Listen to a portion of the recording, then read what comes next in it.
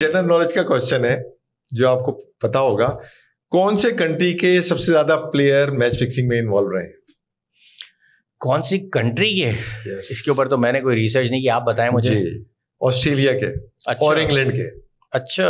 Yes, मैं अगला programme करूंगा और जिनके साथ प्रोग्राम करूंगा वो अभी नहीं बता रहा, मैंने अच्छी खासी रिसर्च की हुई है और उन्होंने भी बहुत अच्छी रिसर्च की हुई है और वो उसके ऊपर बुक भी लिख रहे हैं। अब आप समझ गए होंगे मेरे ख्याल से।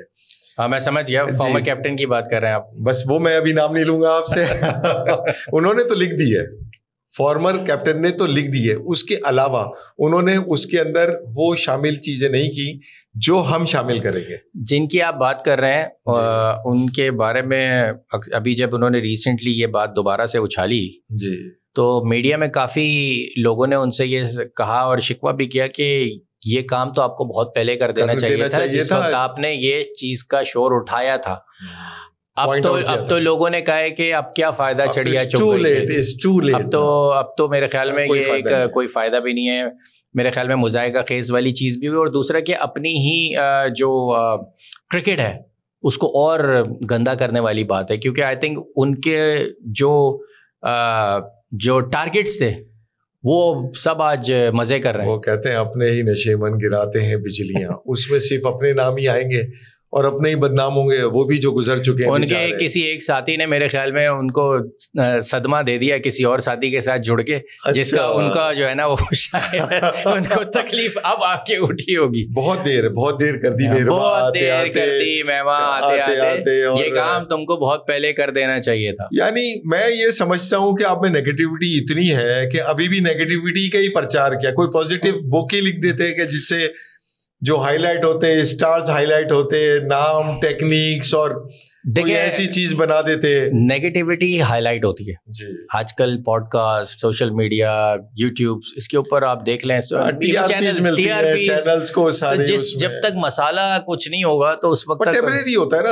आया बिका एक महीने उसके बाद खत्म। लेकिन जो पॉजिटिविटी होती है वो लॉन्ग टर्म चलती है, रन्स टिल एजेस, उसमें जनरेशंस पूरा उनको फायदा होता है। देखें जो ऑटोबायोग्राफीज हैं जो लोग की आप पढ़े हैं, आज भी लोग पढ़ते हैं इसलिए क्योंकि उसके अंदर बड़ी जबरदस्त चीजें लिखी होती हैं। और फिर बुक कुछ कंट्रोवर्शियल बुक्स होती हैं, उसके अंदर डिफरेंट चीजें होती हैं, वो फिर उनकी कुछ चंद पॉइंट ही रह जाते हैं लेकिन उनकी चीजों को कोई याद नहीं रखता।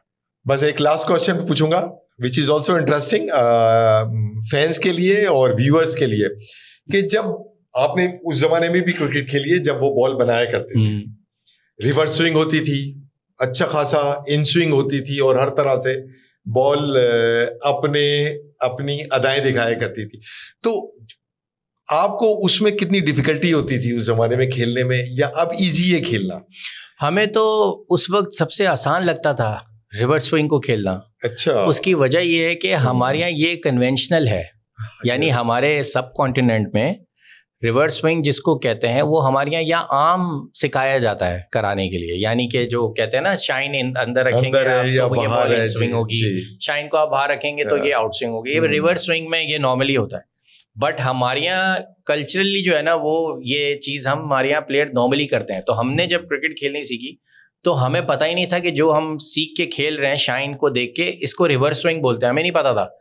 ये तो जब हम बड़ों में आके खेले और जब ये सब चीजें देखी इंटरनेशनल क्रिकेट में तो पता चला यार ये तो इसको रिवर्स स्विंग कह रहे हैं। तो मेरा उससे सवाल था कि यार अगर ये रिवर्स स्विंग है तो फिर नॉर्मल वाली स्विंग कौन सी है? वो कह रहे हैं कि यार जब आप शाइन बाहर रखेंगे ना तो वो अंदर आएगी, वो नॉर्मल है, और शाइन अंदर रखेंगे वो बाहर जाएगी तो वो नॉर्मल है। तो मैं तो सर पकड़ रहा था कि यार ये बहरहाल फास्ट बॉलिंग आज भी वही है, बस रिस्क एक्शंस और बाकी सारी चीजें जो है थोड़ी सी टेक्निक रिवर्स स्विंग देखें आर्ट है। मैं आपके व्यूअर्स को बताना चाहूंगा रिवर्स स्विंग करना एक आर्ट है।